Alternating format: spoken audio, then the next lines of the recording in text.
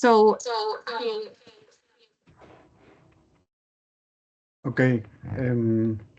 Okay, thank you for joining this seminar. If we have experienced some technical problem with the link and the connection, so if you don't mind, we are planning to wait a couple of minutes to see if more people is connected,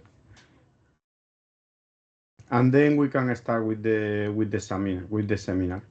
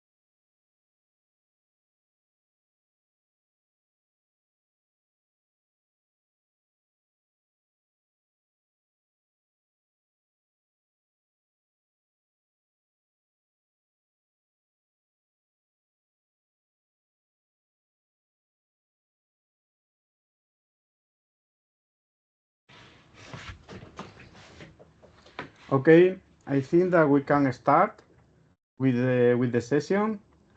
Good afternoon, everybody, and thank you for joining to these seminars. First, I would like to thank to Dr. Julien Pompon for accepting our invitation to participate as a speaker in this seminar series. Dr. Pompon is head of the Interhost Arbovirus Transmission Team MIVEC unit at the Institute of Research for Development in Montpellier.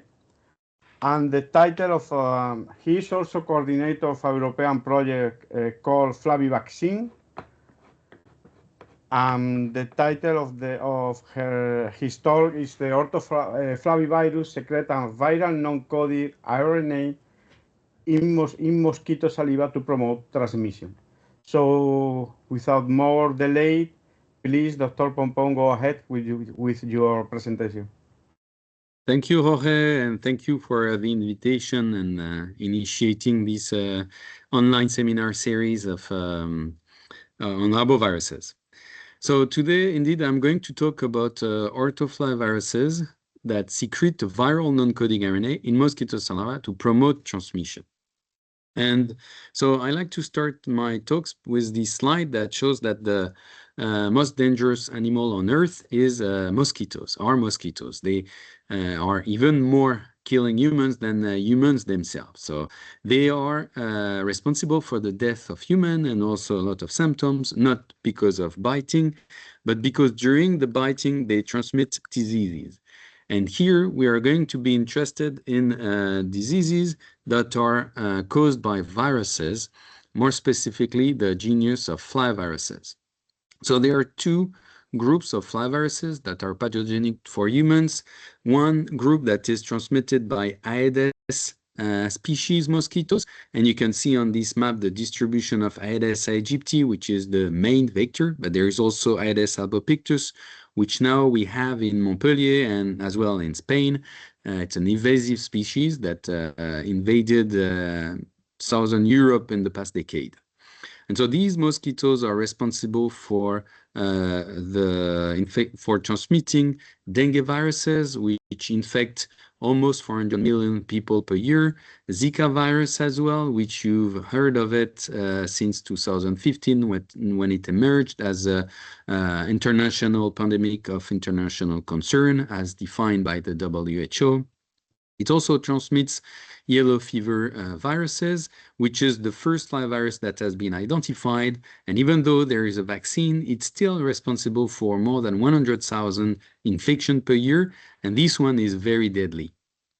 And then you have the flaviviruses, which are transmitted by another genera of mosquitoes, which is called Culex. And you can see on this world map the distribution of the different species of Culex, which cover most of the world, of the inhabited world. And so these viruses transmit West Nile virus with about 50,000 cases a year, an important death rate, and Japanese encephalitis, which is mostly distributed in Southeast Asia. And can you, sorry, just a technical comment, can you see my arrow or not? Yes, we can see your arrow. Yeah. Okay. So I will use it parsimoniously. And altogether, so these viruses, because of the distribution of their vectors, all these flaviviruses threaten almost the entire human population. And together, they're responsible for almost 500 million infections per year. I missed 3 zeros here, and for 100,000 deaths per year. And they cost more than 10 billion euros to the societies that suffer from it. I want to make a special focus on France, and here I show you the number of dengue and Zika cases, but also chikungunya, which is not a flavivirus, every year since 2010. And so we can see that there were some cases until 2021. And for the past 3 years, there was a real increase in the number of cases in France, mostly southern France, in dengue cases. And we reached last year 88 cases, if I'm right, autochthonous cases. So here I'm talking not of imported cases, which are cases people who are infected abroad in tropical areas, but I'm talking about autochthonous cases, so people living in France and being infected in France. So there is actual transmission of this dengue virus in France. And so the situation is worsening and has worsened for the past 3 years. We had, of course, some news alert on the presence of dengue virus in France, and it raised significant alarms for the public authorities about the potential epidemic of this virus. There is, unfortunately, no efficient treatment against all these flaviviruses. So there is no licensed curative methods against this virus. There were three vaccines one against yellow fever, one against Japanese encephalitis virus, and one against Dengvaxia, one called Dengvaxia against dengue virus. and a recent one from the Takeda company, which is called Qdenga, and it's against dengue virus. However, whereas the yellow fever vaccine and the Japanese encephalitis virus have a good protective effect, the dengue vaccine is moderately protective, and it's not homogeneously protective against the different serotypes of dengue. And concerning Qdenga, I mean, the protection is probably higher than dengue vaccine, but it obtained its license in the European Union, but not in the United States. And for some reasons, probably related to the incompleteness of the phase 3 clinical trials. So we don't have good vaccines against all these flaviviruses, and the dengue virus vaccine are the dengue virus vaccine are not fully protective.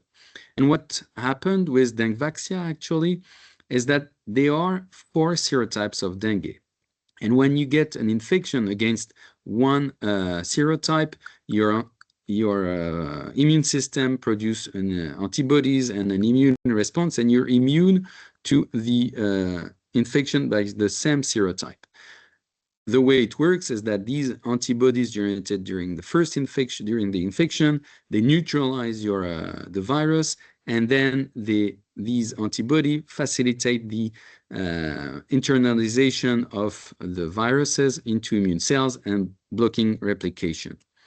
However, when there is a subneutralizing antibodies against dengue virus, which was the case for some serotypes with dengue vaccine, you still have an interaction between antibodies and the virus, but this interaction is not strong enough to neutralize the virus, but is sufficient to facilitate internalization of the virus inside the immune cells. And therefore, you end up with what is called antibody-dependent enhancement and a worsening of the symptoms. What is possible as well, and it's hard to show in the field, is that there is antibody crossing between the different species of flaviviruses because of the homology that there is in their envelope proteins. And therefore, there is potential antibody-dependent enhancement between the flaviviruses. So vaccination is most probably the best solution, but it's not yet very protective against all flaviviruses, and there are some safety issues which need to be addressed. And unfortunately, the first dengue vaccine, during the first mass vaccination in the Philippines, led to the death of some kids, which was unfortunately related to vaccination, and therefore this questioned the community about the safety of vaccine against dengue viruses. So we have these vaccines with some safety issues, and then the other way we can fight these pathogens, these diseases, is by controlling mosquito population, which are the vector. And here I like to take the example of Singapore, where I spent 5 years as a researcher at Duquesne, US, and Singapore is doing everything that is recommended by WHO. First, they're doing entomological and clinical surveillance. So this is the island of Singapore, and each dots represent cases of dengue and surveillance of mosquitoes, both Aedes albopictus and Aedes aegypti. Then they are doing source reduction, which means that you have public servants that come to your apartment or your house, check if you have breeding sites, and if you have breeding site the first time, it's a warning. The second time, you have a fine of $150. So it's quite motivating. They're also doing insecticide treatment, reactive insecticide treatment. So when they identify a cluster, on the same day, they will treat with an insecticide. They are monitoring the insecticide resistance, and because they are using a lot of insecticide, their mosquito population is very resistant to insecticide. And what I think works the best, they have a very strong community engagement program where they You have posters like that, like do the 5-step Mozzie wipeout. Kids are sensibilized and trained at school about how to get rid of potential breeding sites. And so there is really very few mosquitoes in Singapore, and that is what you can see here on this graph, where you have the premise index, so the percentage of houses with at least one mosquito breeding site. And this is the value in red. So you can see that since the implementation of this very comprehensive and long-term and durable program of mosquito control, there was a very sharp decrease in the premise index. And now the data I have stopped at 2014, but it's still the same now. There's less than 1% of houses which have mosquitoes. And I can tell you that in France, in southern France, where I am, it's more than that. And so this decrease in mosquito population was efficient, but still, even though there were very few mosquitoes, Singapore is experiencing regular dengue epidemic every 4 to 5 years, as in every endemic country, and even the scale of these epidemics is increasing. So even mosquito control done the best way is not sufficient to completely prevent epidemics. I'm not saying that we should not do it, because if there were more mosquitoes, there would be most probably a lot more dengue cases and other flaviviruses in Singapore, but it is not sufficient. And so these also tell me that, or suggest that there's a lot of things we do not understand, where a very small population of mosquitoes is enough and sufficient to trigger epidemics. So that's why in my research, I decided to study the skin infection during flavivirus transmission. So what we know is that during biting, the mosquitoes will insert their proboscis into your skin, piercing through the epidermis and the dermis to reach out to the blood vein and suck up some blood, which is used for producing eggs. Along this pathway, mosquitoes will release saliva droplets, which, when the mosquito is infected, contain the virus.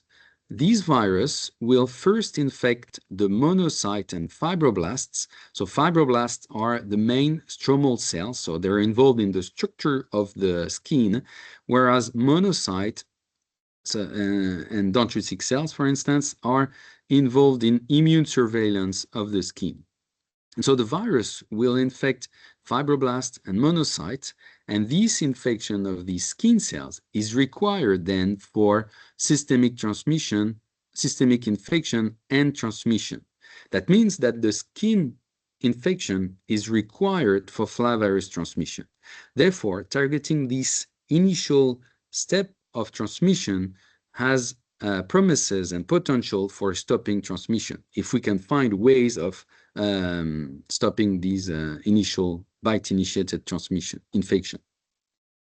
And so this is, we know as well that from several teams that in saliva of mosquito, there is the virus, but there are also components which enhance skin infection and therefore transmission.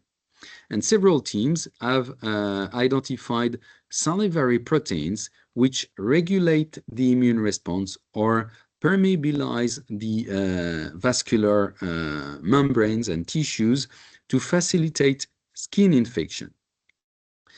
And so this is what we know about transmission. But there is another specificity of flaviviruses, which is that they all produce a subgenomic flaviviral RNA, which I will abbreviate for the rest of my talk as sfRNA.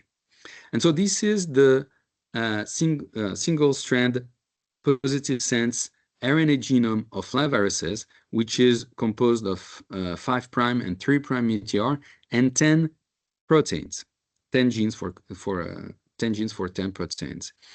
And in both the mosquito and human hosts, there are exoribonucleases which will chew up and degrade the RNA genome However, these ribonucleases, they stall on secondary structure in the 3' UTR. So these 3' UTR are forming a knot, basically like a shoe knot. And if you pull on one side, like the exoribonucleases are doing, it stops and tightens the knot, and then the exoribonuclease cannot degrade the rest of the 3' UTR of the genome. So in the end, you end up in both mosquito and human cells with this subgenomic flaviviral RNA, which is a partial fragment, an RNA decay fragment of the 3' UTR. We, my team and many other teams, I've studied sfRNA, especially the team of Chromic in Australia, and it appeared that this subgenomic flaviviral RNA is mostly an immune inhibitor. And the other characteristic of this sfRNA is that it is produced by all flaviviruses. So here in this figure taken from the McFadden paper, we can see that there are different groups of structure present in 3' UTR, but that all flaviviruses transmitted by mosquito, Zika, dengue, West Nile, yellow fever, and other, even the non-vector flaviviruses or the tick-borne flaviviruses or the insect-specific flaviviruses, they all produce this sfRNA. So initially, when I was in Singapore with my team and Professor Mariano Garcia Blanco, we started to study sfRNA in the effect of sfRNA in the mosquito. And for this, we used the dengue virus and Aedes aegypti, which is the main vector of dengue virus. So when mosquitoes are infected, they will bite an infected human which has virus in their blood. And so when they collect the blood, they will also collect viruses which will first replicate in the midgut of the mosquitoes. Then these viruses will escape a little bit throughout the mosquitoes and indiscriminately infect all tissues, but they will particularly infect the salivary glands from which and where is produced the saliva. And from the salivary gland, these viruses will be secreted during a second bite, a subsequent bite, about 7 to 14 days after. There will be virus in the saliva. And then that's how transmission occurs through mosquito. In a nutshell, what we had observed and found in a paper published in 2017 is that sfRNA is produced in salivary gland and that it inhibits one of the immune pathway of mosquito in salivary gland specifically, which is called the toll pathway. This inhibition of the immune pathway of toll increases the viral titer in salivary glands and therefore results in a higher rate of infection of saliva, so more transmission. So sfRNA, we showed how it inhibits the innate immune response in salivary glands to enhance transmission by increasing the infectivity of the saliva. So this is published, but what we found as well in this paper, and it is not the main message, but what we found is that there is a high concentration of sfRNA in salivary glands. And actually, the concentration was much more than in midgut, where there was also sfRNA, but there was a significantly higher concentration of sfRNA in salivary gland, which I repeat, produces saliva. Therefore, we put forward the hypothesis that if we had a lot of sfRNA in salivary gland, then could it be produced and secreted, could it be secreted with saliva and released in the skin? So we then hypothesized that sfRNA would be in the saliva of mosquitoes. What we did then, we switched to the West Nile virus infected culex when I was back in France, and we first did the northern blot on whole mosquitoes to identify to confirm that there were sfRNA in mosquitoes, and this is the control sfRNA which we produce in vitro infected mosquitoes and uninfected mosquitoes. So we could identify that there was one particular species of sfRNA in our whole mosquitoes. And then what we did was to quantify sfRNA in saliva using QRT-PCR. However, here we had a problem, is that we could quantify genomic RNA by using primers that amplify the NS5 region. However, when you use primers that amplify sfRNA and are mapping on the 3' UTR, they also amplify the 3' UTR of the viral genome. So what we developed here is a differential subtractive method using QRT-PCR, and we first quantify in absolute terms the genomic RNA, and then in absolute terms the 3' UTR gRNA plus the sfRNA copies, and we have no choice here, and then we subtract the total amount of 3' UTR gRNA plus sfRNA to the genomic RNA copies, which we have identified here with NS5 primers. And in the end, we are able to obtain the sfRNA copies.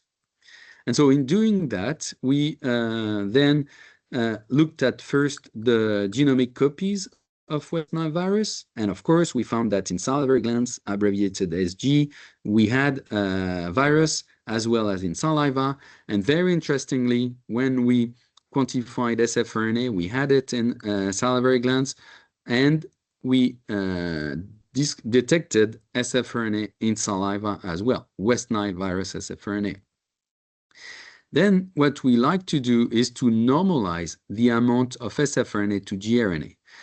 Indeed, because the more gRNA you have, and because gRNA is the template for sfRNA, the more gRNA you have, the more sfRNA you would have. So we therefore divided the copies of sfRNA to the copies of gRNA to obtain the sfRNA-gRNA ratio. And here we found that there was about 1,000 copies of sfRNA per genome of virus, so which is a significant overloading of sfRNA in both salivary glands and saliva. Importantly here, I'm not going to show you the results because the patterns are the same, but we found the same for dengue virus infected and Zika virus infected Aedes. So it seems that the secretion of sfRNA in saliva is conserved across multiple flaviviruses, which are vectored by different mosquito genera. Then we asked, how is sfRNA secreted in saliva? And indeed, if you end up with sfRNA in saliva, there are a lot of RNAs. It may not just, it may be degraded, so it's not protected, and you need to find a mechanism or to understand how this sfRNA ends up from the salivary glands into the saliva. And here what we hypothesized was that sfRNA was encapsulated or packaged into an extracellular vesicles. So extracellular vesicles are basically lipid droplets, a lipid bilayer, which is maintained by transmembrane proteins, such as tetraspanin or others. And these extracellular vesicles are involved in cell-to-cell transmission. So they act like a vehicle to transfer any type of material from DNA, RNA, protein, lipids from one cell to another. So to test this hypothesis, we infected our Culex mosquitoes with West Nile. We collected saliva, as you can see here, and then we treated saliva with Triton, which is a detergent that would break any lipid bilayer. And then we evaluated the resistance of these Triton-treated sfRNA to RNAs or macrococcal nucleases. We first confirmed that synthetic sfRNA, which we produce in vitro, was sensitive to micrococcal nuclease. So you can see here we added uninfected saliva, and with Triton, there was no degradation of sfRNA as compared to the control. However, when you added micrococcal nuclease, sfRNA was degraded, as well as when the synthetic sfRNA was pre-treated with Triton. So our sfRNA from West Nile is sensitive to micrococcal nuclease degradation. And then we performed the same with infected saliva. And we observed something different where Triton did not degrade sfRNA. Of course, micrococcal nuclease alone was not sufficient to degrade sfRNA. However, when saliva was pre-treated with Triton, sfRNA was sensitized to micrococcal nuclease and the absolute quantities decreased. However, we know that genomic RNA is inside a virion, which is also made of lipid bilayer. So we also quantified genomic RNA in pooled saliva, and here we observe the same pattern as for sfRNA, which is no degradation when saliva was just treated with micrococcal nuclease. However, when saliva was pre-treated with Triton, we degraded genomic RNA, which confirms that genomic RNA is inside a lipid vesicle, but as we know. So the problem of this assay is that it does not enable us to differentiate between whether sfRNA could be also inside the virion, and because we degrade both the virion and the potential extracellular vesicles. So what we did here to evaluate is we reasoned that if sfRNA and gRNA were in the same lipid particle, therefore we should have a correlation between the sensitization of gRNA and sfRNA to micrococcal nucleases. So we correlated the amount of sfRNA to the amount of gRNA per saliva pools after Triton and micrococcal nuclease treatment. And here we found that there was no correlation between the sensitization of sfRNA and gRNA, which suggests that sfRNA is not in the same particle, lipid particle, as genomic RNA, and therefore probably not in the virion. So these results were published for dengue virus in a paper we published 2 years ago, and for West Nile virus and Zika, they are under revision and in bioRxiv and available in bioRxiv.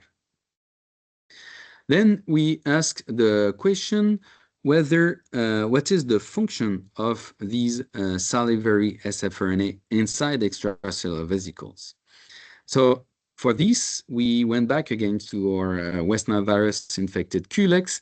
We collected saliva, and we had observed initially that there were, for reasons we don't understand, there were variability in the concentration of sfRNA, which we calculated by the sfRNA-gRNA ratio, between different saliva pools. Some had a lot of sfRNA, high concentration, other moderates, other low. We took saliva representative of each of these groups. We normalized the inoculum. That means we used the same genomic RNA copies per different volumes of saliva, and then we infected HUH7 cells, which are hepatocyte, but a very good model for infection with flaviviruses. And then we quantified at 24 hours and 48 hours the replication of the virus. What we could observe here is that for we had an increase in the replication at both time points with higher sfRNA concentration. We then correlated the gRNA fold change, so the infection intensity, with the ratio and the concentration of sfRNA, and we had a very neat correlation and significant correlation between both. And then these were cells, which is a partially reproducive model. So we ordered human skin biopsies, and this time we injected the saliva into these real human skin explants. And here again, we could find that higher concentration of sfRNA increased infection in human skin explant, both with this representation as well as with the correlation. Then in saliva, as I was mentioning, there are a lot of different things. There are sfRNA, there is sfRNA, but there is other products. So to confirm that what we observed was really caused by sfRNA, we in vitro transcribed sfRNA, transfected the sfRNA into cells, and then infected with West Nile virus. Here, we worked with hepatocytes again, so HUH7 cells, and we can find that at both 24 and 48 hours after infection, we had an increase in infection when cells were transfected before infection with sfRNA. We repeated the experiments with fibroblasts and monocytes, which, as I mentioned in the introduction, are the primary skin cell targets in the primary skin cell targets. And again, in both cell types, we could reproduce the increased infection, more so in fibroblasts than in monocytes, but we had an increased infection when we transfected the sfRNA prior to infection. And again, we did the same with our human skin explants, which is close to be a very good model. And we had the same where we injected the virus with sfRNA. We had an increased infection at 24 hours. So this was in vitro and ex vivo model, and then we used an in vivo model we have developed in the team, in the lab in Montpellier, where we have wild-type mice, which we inject with West Nile virus or a control RNA, which is the same size but non-structured RNA, or we inject mice with West Nile virus plus sfRNA, or our control was mice injected just with sfRNA to make sure that there were no impact of sfRNA on its own. After infection, 1 day after infection, we collected skin biopsies to monitor infection, and we observed that when mice were co-injected with sfRNA, infection was increased in the mouse skin. And then across 14 days, we looked at the symptoms, clinical score, where 5 means death of the mice. And we observed that as compared to mice injected with sfRNA alone, and mice co-injected with sfRNA had significantly more symptoms than mice that were co-injected with West Nile virus and the control RNA. We also had the same with survival, although the significance was less, but it's more due to the lower power of the survival analysis. So these different sets of experiments strongly showed that sfRNA in saliva amplifies skin infection, which then amplify transmission and the symptoms in mice. Then we wanted to understand how does early sfRNA increase infection. And so our hypothesis was that sfRNA inhibit the innate immunity to then favor replication of the virus. To test this, we again went back to the same samples we had generated to quantify the infection. So HUH7 cells infected with different saliva with different concentration of sfRNA. And as a reminder, the infection increased with higher concentration of sfRNA. And here, in collaboration with Sébastien Nisol from Montpellier as well, we found that interferon beta, which is the hallmark of the innate immunity, was not activated at 24 hours with higher concentration of sfRNA, even though there were more virus. However, at 48 hours, the induction of interferon beta was visible. Interferon beta initiates immune response and then signals the activation of expression of interferon-stimulated genes, abbreviated ISGs. So to confirm the no activation of interferon and innate immune response early on, Sébastien quantified CXCL10, MX1, and IFI6, which are representative of the ISGs, and we observed the same pattern with no activation early on at 24 hours, even though, and that's an important point, there is more virus with higher sfRNA concentrated saliva. So we had no activation at 24 hours, but a later activation of the interferon response at 48 hours. We also did the same quantification with our cells transfected with sfRNA prior West Nile virus infection, and we could see that in HUH7 cells, interferon beta was actually inhibited at both time points when cells were transfected with sfRNA, and same in fibroblasts where sfRNA inhibited the early interferon response at 24 hours, but less with monocyte.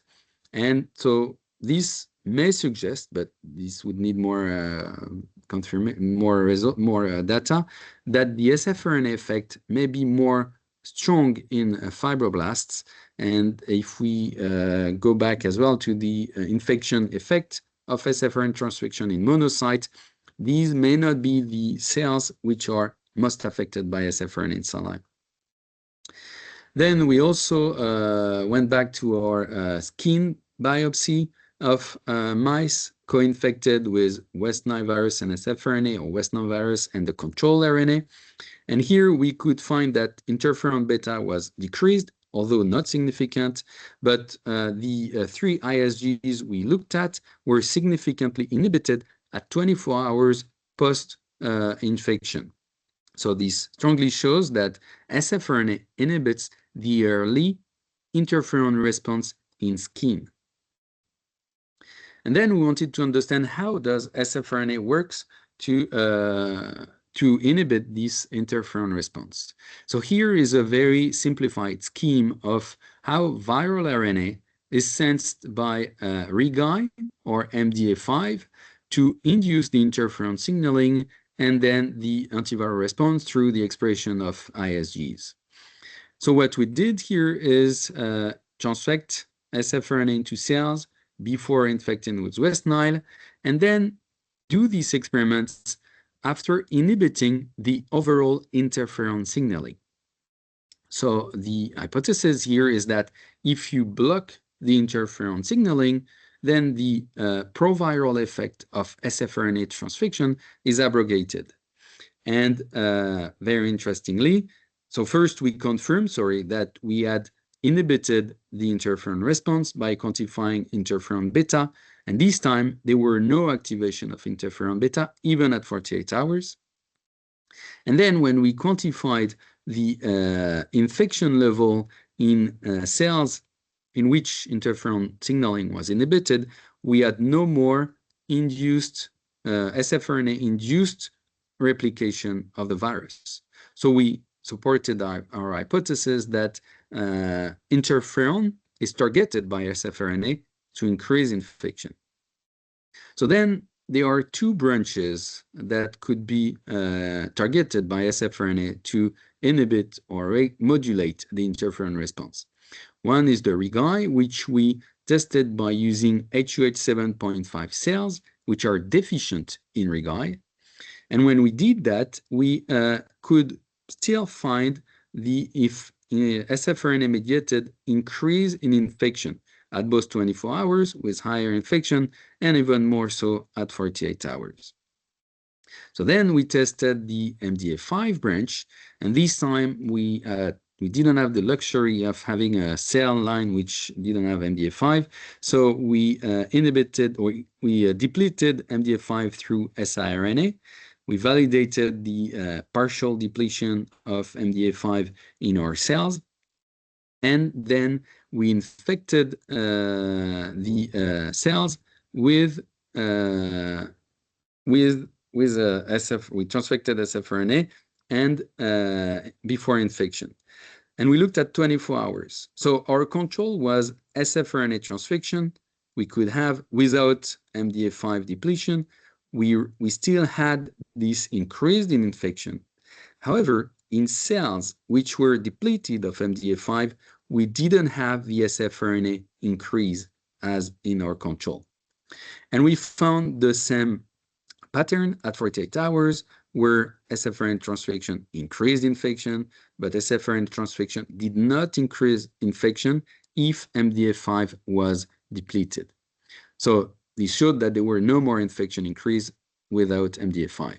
And this strongly suggests that sfRNA and salivary sfRNA in saliva inhibit the MDA5-mediated interferon response, which then facilitate skin infection in both in vitro, ex vivo, and in vivo models. And this increased skin infection was amplified transmission and symptoms in mice.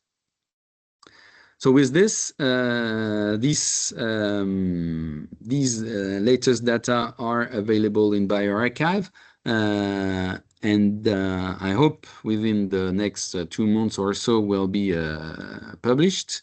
And I would like to thank Hidalba Serrato Pomar, which was the PhD that led this whole project. And she's a very talented PhD. And if you're looking for a good postdoc, you can contact me and I will direct you to her. I would like also to thank Sébastien Isol and Jim Zoladek from IRIM for doing the immune quantification, and the whole team in Montpellier and the different funding agencies, and especially Horizon Europe, which gave us a lot of money for doing these very interesting experiments. Thank you for your attention, and I will be happy to take any questions. Thank you very much, Julien. Very, very interesting job. We have time for question. I have a question for you, Julien. My question is regarding to the mechanism of action. You have explored that and conclude that NDA5 is involved in this suppression of the interferon response, because the molecule that you are studying is a RNA molecule. What about the role of the TLR that can bind to RNA, like the TLR3, TLR7, 8? Yeah, what this is this pathway.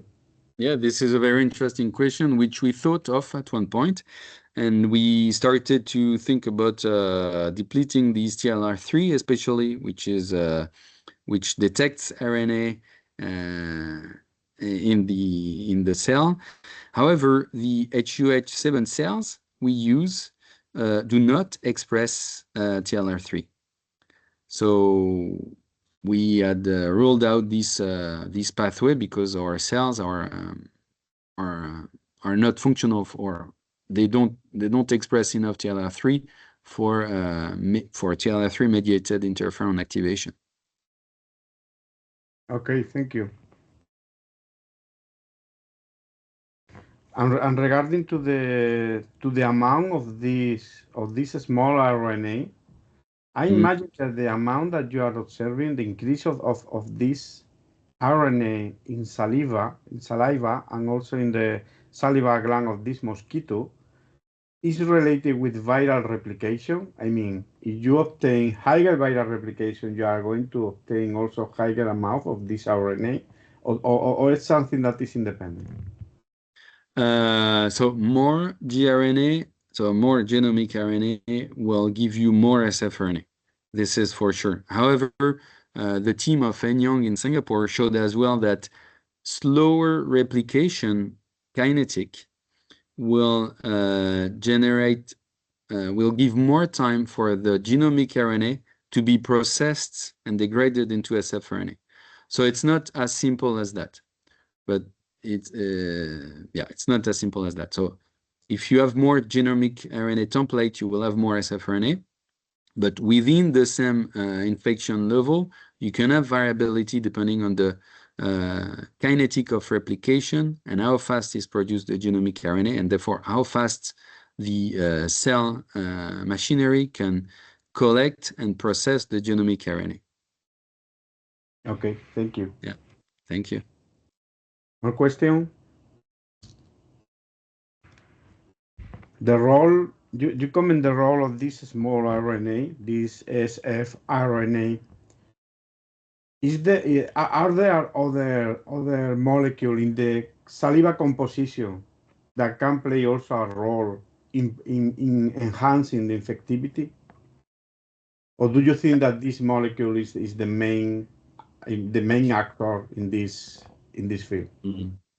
I'm a bit biased, but no, there are other proteins. The team of Gongcheng in China they found that there are salivary proteins which inhibit the autophagy, for instance, in the skin, and also another protein which regulate the immune response. So it may not be only one mechanism, but what we have found is that sfRNA at least is part of the cocktail of molecules that increase infection. Okay, thank you. I think there is a question from Mireia. Yeah. Mireia, go ahead, please. You are mute.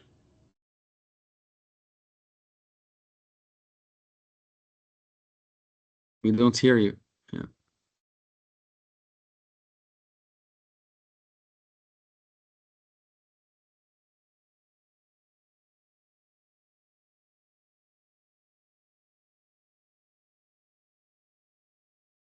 No, you cannot.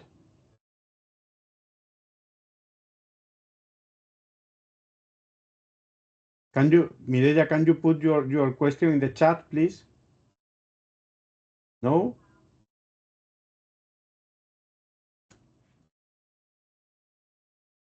I don't understand why.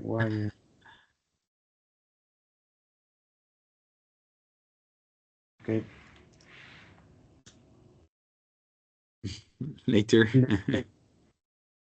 Okay, in the meantime, Julien, do you think that which other mechanism do you think that's important to increase the infectivity in the skin? I mean, it's possible that this RNA is also modifying the capacity of the dendritic cell and macrophages to migrate to lymph node and participate in the dissemination of the virus and enhance the transmissibility through the body.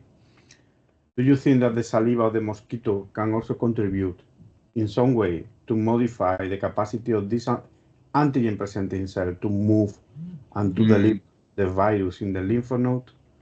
Or just is the activation and the initiation of the immune response that are contributing to that? Or maybe do you think that are active factors that are contributing to enhance this dissemination? I don't know, but what I think is that the initial skin replication is important for subsequent transfer of the virus to the lymph node. And so we know that we know you already have virus in the lymph node at 10 minutes after biting, but this is not sufficient. You need a second wave of probably pre-amplified, skin-amplified virus to move to the lymph node. So then maybe the skin replication is important. How these affect the recruitment of myeloid cells in that case, that actually we know, the team of McKimmey, they found that the bite itself trigger inflammation, which recruit myeloid cells, which are then required for transmission to the lymph node. So, yeah. Okay. There are questions in the question. Yes, Christina, that is, she's asking how are sfRNA produced and processed? So we know it's so sfRNA derives from the degradation of genomic RNA. So the genomic RNA is produced in the ER, endoplasmic reticulum, in invaginated vesicles, which the virus forms for replication, which are replication factories. And the gRNA gets out of these ER invaginations in some ways which we don't understand yet. And then it is degraded in P bodies, so processing bodies, by xRNA1 exoribonucleases mostly. And so the degradation takes place outside of the extracellular of the ER in P bodies. Okay, thank you. We have another question from Julia Blanco. He is interested to know if the sfRNA enhancement of the infection drugable. Sorry? Is this sfRNA enhancement is druggable? Is possible to do? Druggable, yeah. Possibly. I mean, you would need to target the sfRNA then. So that means, yeah, through some drugs targeting this RNA. Yeah, but that I don't know so much. Okay.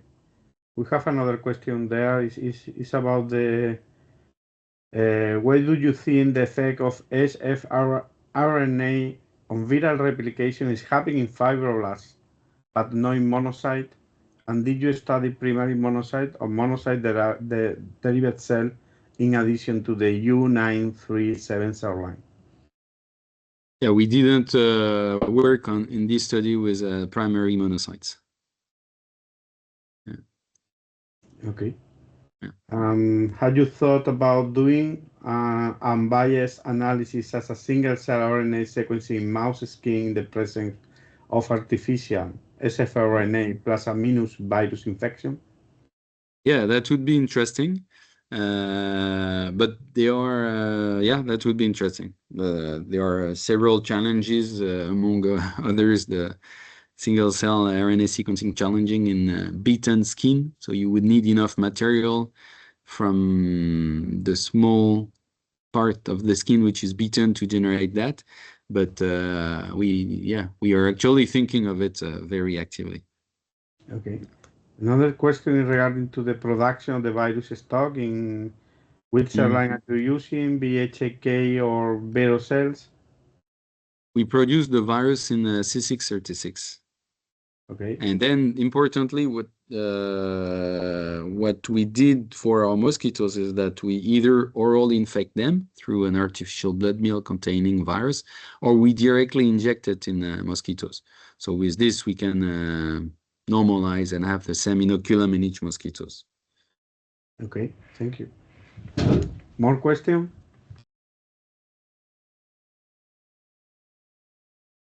And there is one with, yeah, that was the same question you said, yeah, but above it was, why is it working more in fibroblasts? Why do you think the effect of sfRNA on viral replication is happening in fibroblasts but not in monocytes? This is a good question. Yeah, I don't know, but somehow it makes a little bit of sense because fibroblasts are among the most populated cells in skin, and monocytes or myeloid cells are present, probably important, but maybe not in direct contact with the virus. It would stochastically, there are more chances that the virus and the saliva is in direct contact with fibroblasts or keratinocytes, but mostly fibroblasts, I think, than with innate immune cells in the skin. Okay, thank you. There is another question in the chat. Julien, can you see the question? I have 3 questions, but I don't know why I don't see. The last one is about the defective viral genome. Yeah. Yeah, that's an interesting question indeed, which I had discussed with Vinuzzi. There could be defective viral genomes that can produce them as sfRNA. And is it what you? Yeah. I know you mean in the quantification of the sfRNA, Giovanna. Yeah, that these can include the coding region of RNA2 and replicate and may titer out innate immune factors. Yeah, that's possible. I mean, the defective viral genomes in saliva are most probably present, although I don't think it's been shown directly.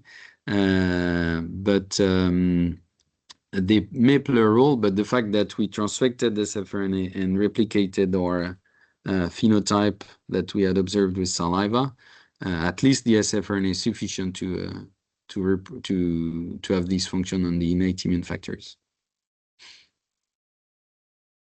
Okay, thank you. More question? If not, we can finish here. Again, Julien, many thanks for accepting the invitation and showing us this great job. and with very, very interesting result. And thank you to all of you for participate and in this seminar series. Thank you. Thank you very much, everybody, and thank you, Jorge. Bye-bye. Bye-bye.